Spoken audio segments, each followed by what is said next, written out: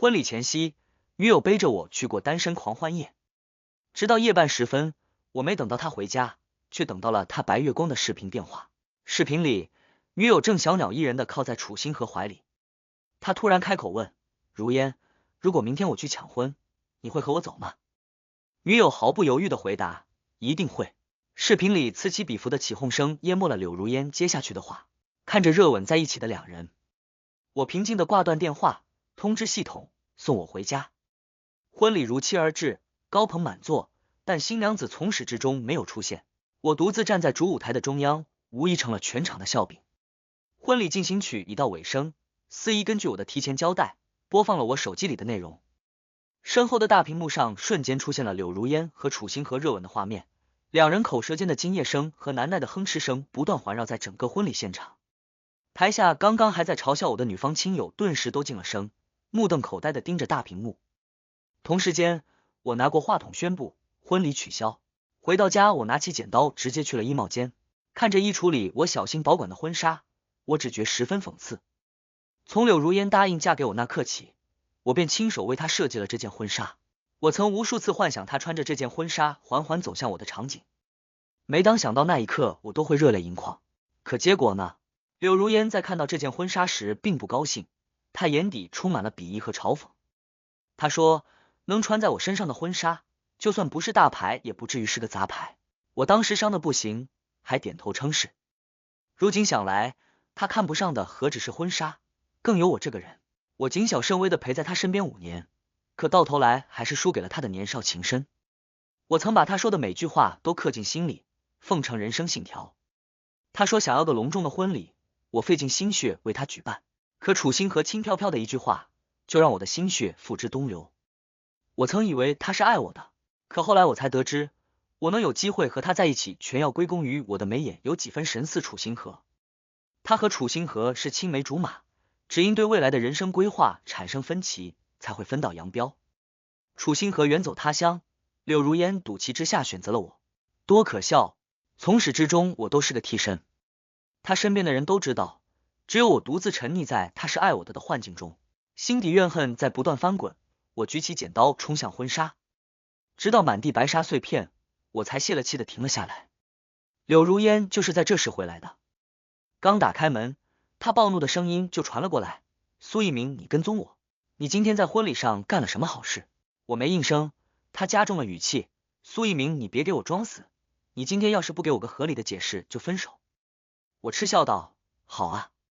他闻声走进衣帽间，刚想开口，可在看到满地碎片后，瞬间倒吸一口冷气，双眼冒火的瞪着我：苏一鸣，你……我打断他，平静道：我什么？婚礼不是结束了吗？那我毁了婚纱有什么不对？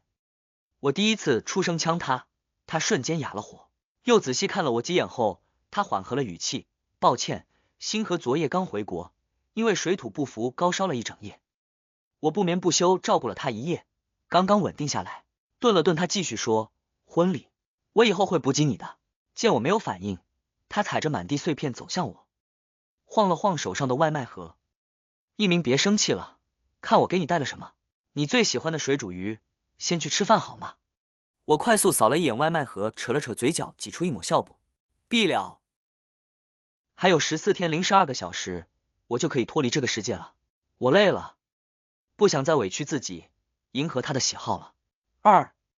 我本是个资深摄影师，有爱我的父母和要好的朋友，可一场车祸把我从天堂拉入地狱，送到医院时，我只剩一口气，全靠呼吸机吊着一口气。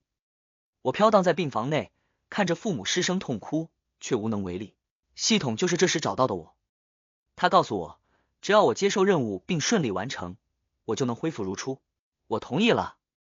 再次睁开眼睛，我看到的第一个人就是柳如烟。当时的我正满脸污秽的跟路边的流浪狗抢半块脏馒头。柳如烟看到后，把她刚买的棒棒糖送给了我，还给了我几个硬币。我跪坐在地上仰视着她，她周身仿佛若有光。等她走远，系统告诉我，我的任务就是她，只要能让她对我100%动心，就算成功。可她是富家千金，系统给我的身份是个孤儿，如何攻略下来全靠我自己。后来我刻苦学习，又在孤儿院的资助下，考进了和柳如烟同一所大学。我以为机会终于来了，可现实给了我一个响亮的巴掌。柳如烟不仅学习好，颜值高，家世更是没话说，是全校男生爱慕的对象。可她就像个冰凉美人一般，拒绝了所有男生的示好。直到大3那年的联谊舞会，柳如烟在小露台独酌，我才有了机会。我拿着披肩，终于鼓起勇气走向她。推开门的那刹那，门上的风铃发出了清脆的声音。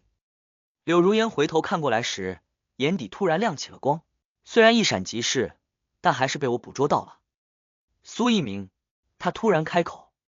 我傻傻的待在原地，许久才回答，对，柳同学，想问我怎么知道的你的名字。他歪歪头对我笑，每天晚读下课，你都会默默跟在我身后送我宿舍楼，你真以为我不知道吗？我的心因为他的话开始猛烈跳动。系统突然开口，抓住机会啊！我硬着头皮开口，那你能做我女朋友吗？话音落下的那瞬间，时间仿佛也凝滞下来。就在我以为没机会时，他笑着开了口，好。我猛地抬头，心跳再次飙升。我们就这样走到了一起。我始终以为是我的默默守护打动了他，后来才知道是我的眉眼像楚星河打动了他。毕业前他家里突逢变故，父母丧生在一场车祸中，家里的财产也被旁支亲戚搜刮完了，他的生活瞬间一落千丈。那段时间他开始堕落，整天逃课泡吧，是我一直陪着他，陪他度过最难时刻，陪他顺利毕业，陪他一起创业打拼。我对他的爱越来越深，深到已经忘了攻略他只是我的任务。直到系统再次出现，告诉我已经攻略成功，可以回到原世界了，我才恍然初醒。我毅然决然的拒绝了系统，选择永远陪在柳如烟身边，就算是个替身我也认了。可我万万没想到，楚星河会再次找上柳如烟，并为她回了国。怎么不吃？柳如烟强硬的把我拉到餐桌前，铺开餐盒放到我面前。我捏着眉心淡淡道，爱吃辣椒的是你，我对辣椒过敏，你真的从来没有发现过吗？什么？可我明明记得。他有些震惊。我接过话茬，记得什么？我随身带着过敏药，每次陪你吃饭前，我都会先吃药。你看到过不止一次，可你一次也没问过。柳如烟有些自责，她拿起车钥匙就去抓我的手。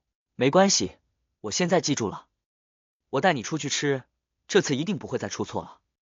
我跟他上了车，就看他轻车熟路的往甜品店开去。我嗤笑一声开口道，停车吧。可能是我的态度太过无所谓，柳如烟情绪突然烦躁，他猛地踩了刹车。苏一鸣，你什么意思？我刚刚就已经忍你很久了，我不过缺席了一场婚礼，没记住你辣椒过敏，你至于这么小肚鸡肠吗？从前的我心思全在他身上，从没对他冷过脸，更没对他说过一句重话，更是迁就他的一切喜好，所以就养成了他唯我独尊的霸道性格。今天的我稍微有点改变，他就受不了。我不想辩解，解开安全带推门下车。柳如烟却猛地攥住我的手腕，话还没说清楚，你打算去哪儿？我甩开他，不耐烦的回头，如果我没记错，那家甜品店应该是你和苏一鸣定情的地方吧？哦对了，忘了告诉你，我除了对辣椒过敏，其次最讨厌的就是甜腻的食物。柳如烟微微张着嘴巴，几次想开口说话又咽了回去。我淡淡收回视线，下车离开。刚下车就下起了倾盆大雨。靠，流年不利啊！我郁闷抱怨，朝着不远处的商场跑去。柳如烟的车停在我面前，她拉门下车，二话不说就抓着我胳膊往车上塞。我不停反抗，她本有些暴怒，但在看到我倔强的脸后又瞬间泄了气。她无奈哄诱道，一鸣别闹了，雨太大，有什么事我们都回家解决好不好？我本想拒接，系统就在这时提醒我，因为宿主曾拒绝过回到原世界，再次申请后触发了隐藏机制，回家倒计时的这几天你不能长时间离开女主身边，否则将会受到肉体上的惩罚。靠，这是什么破机制？我在脑子里狂骂系统，他却开始装死不出声。柳如烟还在不停劝我，我十分憋屈，直接坐进后排甩上了门。坐进来我才发现，后排座椅上放着一瓶润滑液。柳如烟看到后慌张的抢了过去，顺着车窗直接抛了出去。他急得有些结巴，一鸣，你听我解释。没关系，我不介意。他被我的话噎住，脸上着急的表情瞬间被愠怒取代。苏一鸣，你到底有没有完？你要和我阴阳怪气到什么时候？我都和你解释了，昨晚星河高烧不退，我得照顾他，所以才会错过婚礼。我也和你保证了，我下次一定补给你个更盛大的婚礼。你还在闹什么？淋雨太久，我有些头痛。揉着太阳穴，我无力道，我没有闹，我只是有些不舒服。柳如烟这才注意到我脸色苍白，她拧起眉头抱怨道，不舒服怎么不早说，让你赌气去淋雨，活该吧。说着，他就猛踩油门回了家里。他交代我泡回热水澡，他去给我煮姜糖水。我穿好睡衣出来时，他正端着汤碗等在门口。我绕过他，自顾自地接了一杯热水，小口喝着。柳如烟愣了，拧着眉头盯着我看了很久，最后猛地摔碎了碗，撞上了主卧的门。我无所谓的耸耸肩，下一秒我的手机就传来震动。柳如烟给我发了短信说要分手，我回他好。紧接着主卧就响起来摔东西的声音。分手后我本该搬出去，可系统的惩罚我只能选择留下。我住在次卧，尽量减少和他正面撞见。一连几天，柳如烟没和我说过一句话。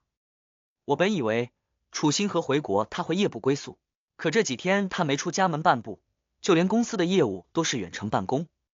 我除了躺在次卧刷剧，就在宅在客厅沙发上打游戏。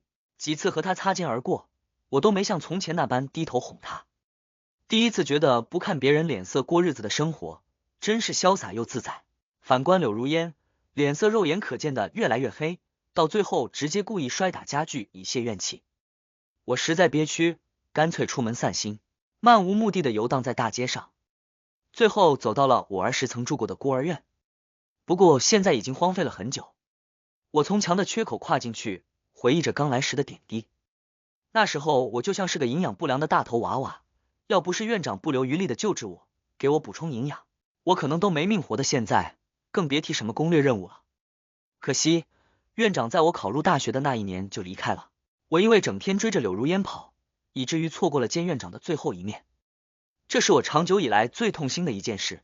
天色渐黑后，我接到了同事的电话，问我今晚有没有时间出去吃饭，带着女伴。我欣然接受，但没打算带女伴。公司步入正轨后，我就把权力全权交给了柳如烟。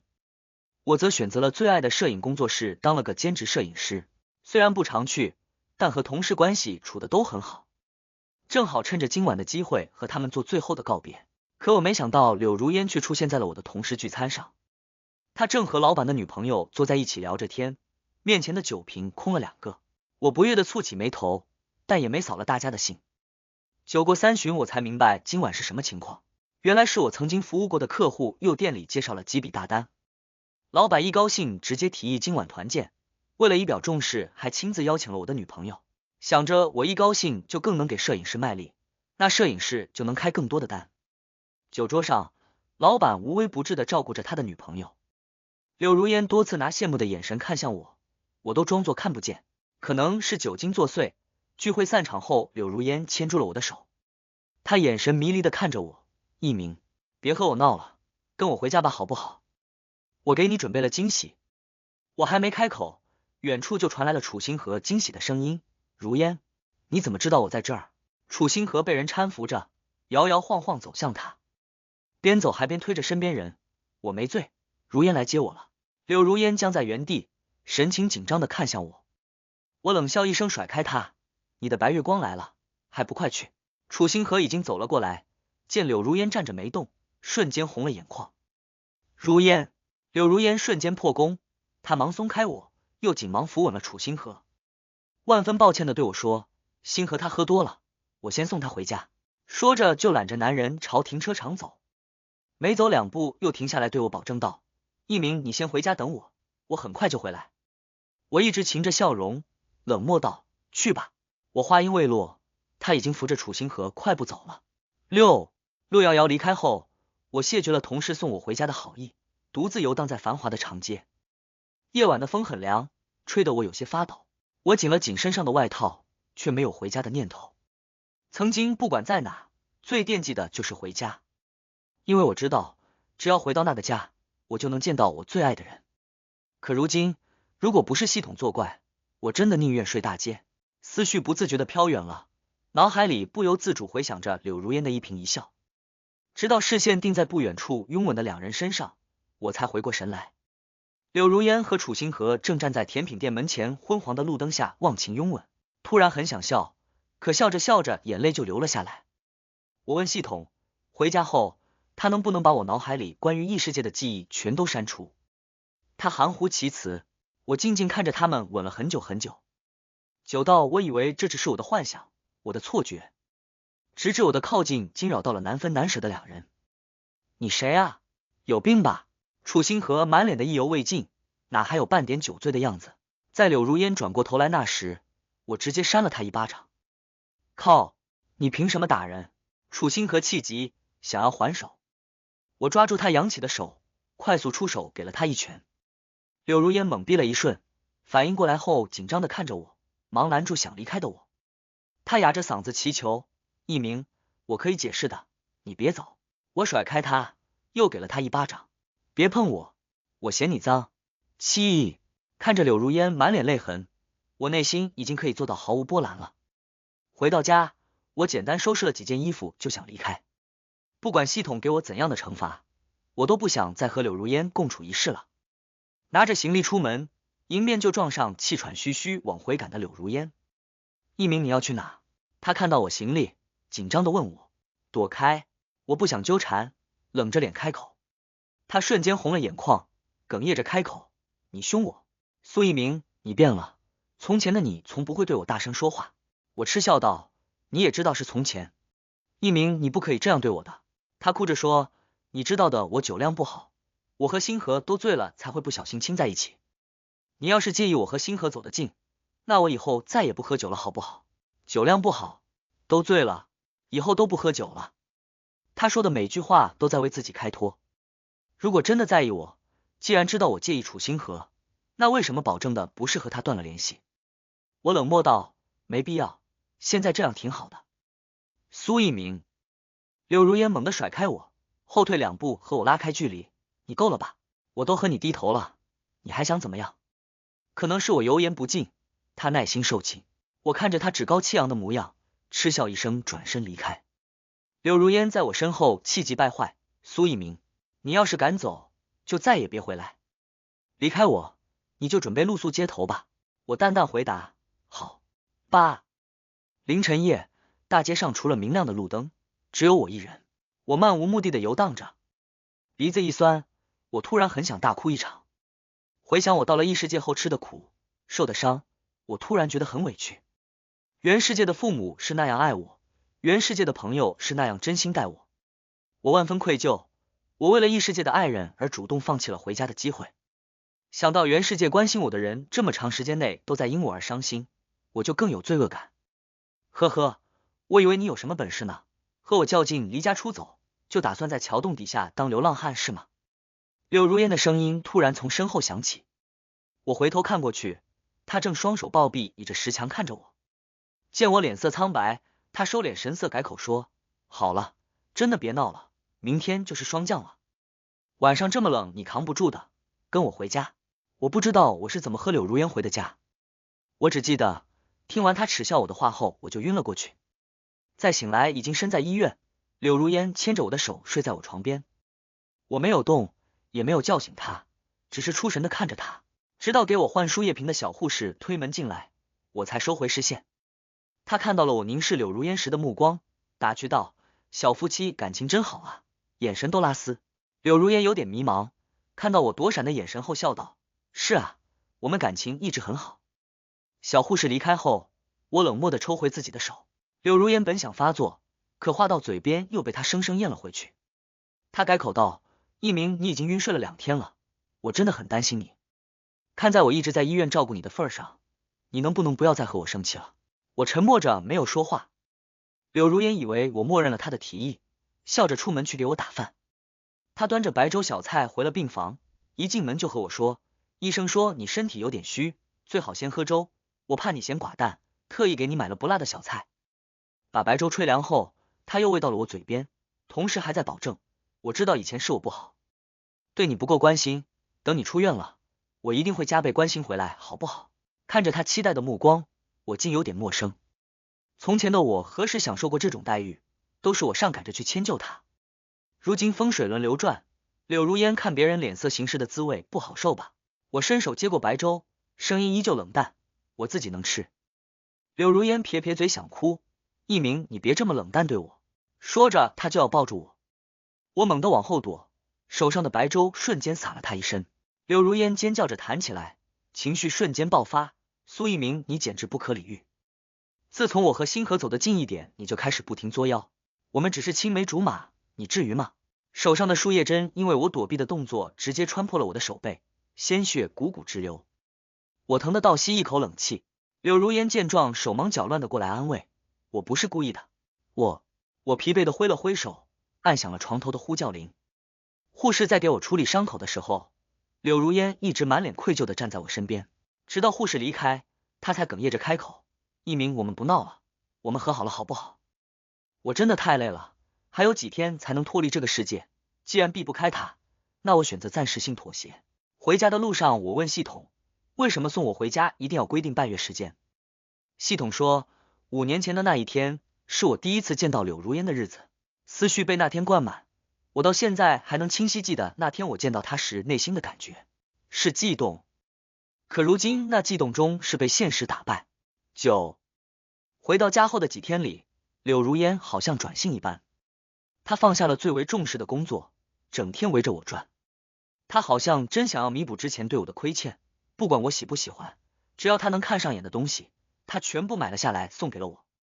就连楚星河给她打电话约她出门，她都严厉拒绝了，还告诉她不要再联系。我有点看不懂她了，明明她在这段感情里已经游离，明明她也明白我已不像从前那般爱她，明明她的白月光已经回国，她为什么非要在彻底伤透我后回心转意？我想不明白，最后干脆不想，每天对着柳如烟总是垮着一张脸，柳如烟看着我的眼睛里也总是充满悲伤。她不明白她已经为我付出了这么多，我为什么对她还是如此冷漠？直到到了系统通告诉我可以回家了的那天，柳如烟早起了床，她换上了一条纯白色花样考究的连衣裙，又给自己画了个浓厚的妆容，随后便敲开了我的房门。看到她的那一刻，我愣了半天没回过神。好看吗？是不是很像你给我设计的婚纱？柳如烟很满意我的反应，她提着裙摆转了一圈。我拧着眉头没说话。一鸣这么多天你都闷闷不乐，我终于明白根源在哪儿了。你还是在怪我那天缺席了我们的婚礼，对不对？你到底想说什么？提起这件事，我就有些不耐烦，语气自然也重了一些。我今天就补偿你，我们马上去领证。我曾经多次磨他先去领证好不好？可他每次都会不耐烦的告诉我，不就是一张纸吗？婚礼过后自然会陪我去领，没事别打扰他工作。次数多了我也就不盼着了，反而对领证这事有些抵触。没想到今天这件事竟然是柳如烟主动提起的。如果说离开异世界回家我最遗憾的事是什么，那一定是在没做些事去恶心楚星河。他不是上赶着往柳如烟身上贴吗？反正我马上就要走了，那二手货不知道他还要不要。到了民政局后，刚下车，柳如烟就被楚星河抓住了手腕。楚星河红着眼眶质问道：如烟，你为什么不接我电话？你今天来这里干什么？我推门下车，依着车门看他们演戏。柳如烟注意到了我的视线，她烦躁的甩开楚星河，别闹了，我的事还轮不到你管。说完就头也不回的往前走。你敢走，我就让你再也见不到我。楚星河还在不甘心的大喊。我看着他仓皇的背影，就知道了他内心的挣扎，他还是在意楚星河。楚星河怨恨的看向我，苏一鸣，你别得意，我有本事让他逃婚一次，就有本事让他再逃第二次，我们走着瞧吧。楚星河说完甩上车门就冲了出去。排队的时候，柳如烟一直不停的在看手机，我知道他在担心什么。直到工作人员已经用仪器在一本结婚证上盖了章，柳如烟终于坐不住了，他叫停了工作人员的后续工作，万分抱歉的对我开口：一鸣，对不起，我得马上找到星河，你不了解他。够了！我打断他，盯着他的眼睛严肃道：柳如烟，我再给你最后一次机会，如果你执意离开，那你就再也见不到我了。柳如烟在听到我威胁的话后，猛地收敛了内疚的表情，她换上那张冰冷无温的脸。苏一鸣，我最近一定是好脸给你给多了，让你忘了我最讨厌被人威胁。星河要是有什么三长两短，一定是因为你拦着我耽误了时间。说完就头也不回的离开了。是。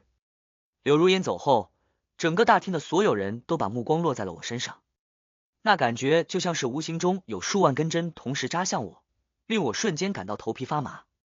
我硬着头皮跑了出去，气不过直接拦下出租车，追着柳如烟的车影子跟了过去。柳如烟一路狂飙，终于在甜品店门前停了下来。我扶过前后，站在马路对面看着两人。你不是要和那个男人领证吗？你不是不在乎我吗？那你还来找我干什么？楚星河红着眼睛对着柳如烟大喊，声音里带着隐忍的颤音。不领了，我不领了，你最重要。柳如烟心疼的抱住他。楚星河还在挣扎，柳如烟干脆环住他的后颈，踮起脚尖伤势的吻了上去。楚星河终于平静下来，环住了他的腰，两人就这样在熙熙攘攘的人潮里忘情拥吻。而我作为旁观者，再次亲眼见证了他们的幸福。系统突然问我，宿主，想好怎么死了吗？要不要我帮你一把？当时我正过马路，想去到他们身边送祝福，就在这时，一辆大货车突然失控撞向我，我被这巨大的冲击力撞飞了10几米，全身骨头好像都碎了，五脏六腑也被震得破裂。临死前，我好像看到柳如烟看向了我这边，可我已经没有力气再出声，全身都在痛。系统，宿主坚持一下，马上就不痛了。下一秒，我果然看到眼前闪过一道白光，紧接着我的灵魂就脱离了躯体。还没等我问，系统自己回答道，那女人心里有你，是她看不清，我这是用这种方法逼她认清后自己崩溃。是吗？她爱我吗？或许吧，不过已经不重要了。咦，我跟着柳如烟和楚星河一起上了车。路上，柳如烟还在不断安慰着楚星河，星河你要向我保证，再也不能这样吓唬我了。楚星河闷闷不乐的垂着眸子，不情愿的嗯了一声。柳如烟这才松了一口气，他把楚星河安全送回家后，才驱车赶往了民政局。一进门他就开始到处找我，找不到我才想起给我打电话，可我的手机早在那场事故中摔坏了，我也已经死了，哪里还能接到他的电话？他因为打不通我的电话就开始生气，不断给我发着短信，字字句句都在质问。苏一鸣，你跑去哪里了？你为什么不等我？我有跟你说过我不回来了吗？你这样擅自离开放我鸽子算什么？还有，你少拿再也见不到这种词汇威胁我，不管用。我看着他给我发送的东西，不断冷笑，直到大门口的保安看他转悠了第3圈，才斟酌着开口。你是在找上午和你一起来的小伙子吧？他早就追着你离开了，我眼看着他上了出租车追着你离开的。柳如烟突然就愣了，心跳不由自主的开始加速跳动，他捂着心口，内心一阵恐慌。想到刚刚看到的那场车祸，柳如烟更是心疼的厉害。他有种不好的预感，可他始终不愿相信，他要亲自去完整他的猜想是错的。柳如烟颤颤巍巍地上了车，脚踩油门直奔车祸现场，直到他挤破人群，站在警戒线外看到血肉模糊的我，他突然瘫倒在地，捂着脸放声大哭。虽然我已经无关难辨，可身上的西装是今天清晨出门前他特意为我搭配好的，他最熟悉不过。他身旁看到全过程的群众凑在一起聊天，当时这小伙子跟被下了蛊似的，直接横穿马路，那大货车都鸣笛很久了，他也没有反应，不然不至于。哎，可惜了，他应该是想到对面去，我当时看到对面有对情侣正抱着亲嘴呢。你们说，他不会是急着抓奸去吧？要真是这样，那个女人可真是祸害人啊。可不是，这小伙子被撞这么严重，没当场死亡，我亲眼看见他还朝那家甜品店努力伸手呢。你看地上那血印子，大家七嘴八舌的话拼凑出了完整的一件事。柳如烟听完后直接哭晕了过去，我飘荡在他周边，面无表情的看着虚伪的他。系统啧了一声后又没音了。12。柳如烟苏醒过来后已经是2天后了，他拔掉了手背上的针，疯了一般想要出去找我。医生听得云里雾里，直到警察出现在病房里。警察出示警官证，又简单询问后把调查结果告诉了他。你的男朋友是因看到你和别的男人在路边拉扯，去找你的路上横穿马路身亡的。刘女士，节哀顺变吧。苏一鸣的遗体还在警察局，刘女士可以领走安葬了。警察虽然说的委婉，但这拉扯是什么意思，不言而喻。听完这话后，医生护士看向柳如烟时全都戴上有色眼镜。柳如烟听完官方认证过的话后失声痛哭，她边哭边扇自己的嘴巴，嘴里还不停喃喃着，都是我的错，都是我的错。最后柳如烟跟着警察去到了警察局，近距离见到我后，她又抱着我尸体放声大哭了一顿。我们接到报警赶到时，医生已经先到了，可听救治他的医生说，他根本就没有求生意识，可以说是一心求死。柳如烟哭倒在我面前，几次想要起身抱抱我，可都失败了。最后他干脆抱住自己，把脸藏在膝盖间，不断的啜泣。警察叹了一口气，无声的离开了，留给他和我做最后道别的一方天地。一鸣，你好狠，你说我如果走就再也见不到你，你真的做到了。一鸣，你真的好狠。一鸣，我后悔了。我飘荡在他周围，静静看着他表演，内心平静的如一潭死水。诗3，刘如烟把我遗体送到了火葬场，随后抱着我的骨灰盒朝他为我买的那块墓地走去。他穿着一身黑色衣服，更衬得他脸色惨白如纸。楚星河跟在他身后，心疼的开口，如烟，那个男人已经死了，你不要再为他流眼泪了，他不配你的眼泪。再说了，他的死也不是你造成的，你没必要把自己逼得这么紧。他的话突然戳中了柳如烟内心的痛，他突然发作，对着苏一鸣大骂道，都是你这个扫把星，你为什么要回国？为什么要打扰我的生活？如果不是你，我不会游离，一鸣也不会离开我。楚星河从没想过有一天他会被柳如烟指着鼻子骂，他有些挂不住脸了。看着柳如烟狰狞的脸，他摔了为他举起的雨伞，毫不留恋的转身离开了。发泄出来后，柳如烟像泄了气的皮球，抱着我的骨灰盒，挪着脚步一步步走向墓地。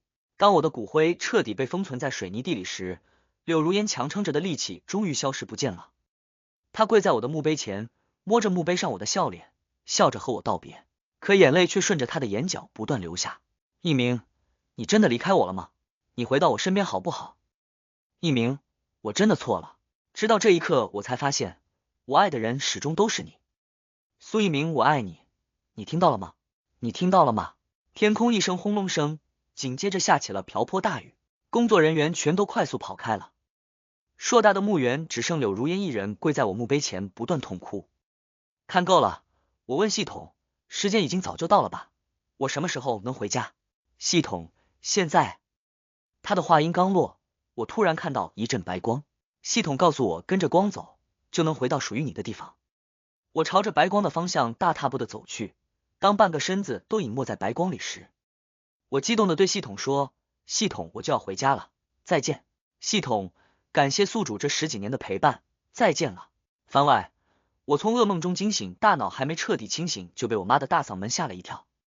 她欣喜若狂的抱着我，说些什么，边说还边流泪。我抬起手擦掉她的泪，嗓音沙哑着开口，妈，别哭了。我妈听到我开口说话后，哭得更凶了，直到我妈彻底平静下来，我才有机会搞清事情的始末。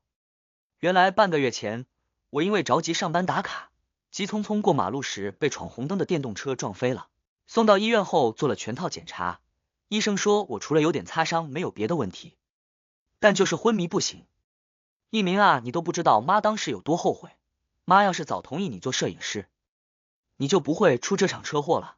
呜呜呜，系统没有骗我，攻略成功回到原世界后，我果然恢复如初，身体健康。我妈吸取了之前教训，给我投资办了个摄影工作室，这次上班时间弹性了，但条件是我必须要和我妈闺蜜家的女儿柳露相亲。我欣然接受，工作更稳定的同时也收获了爱情。我和柳露很快陷入热恋，半年就领了证，再过1年，我们的小家庭迎来了一位新成员，我们的小公主。女儿满月那天，我突然做了一场噩梦，梦里柳如烟求神拜佛，想再见我一面，画面一转，她果真出现在街头巷尾，偷窥我的生活。我瞬间惊醒，疯狂呼叫系统，系统给了我肯定的回答，不过他又告诉我，宿主别怕，这是最后一次，柳如烟已经在异世界车祸身亡了，这是他生前最后愿望，我一时心软才会让他见你最后一面。还好还好，女儿妻子安睡在身边，从今往后都是美好的未来。全文完。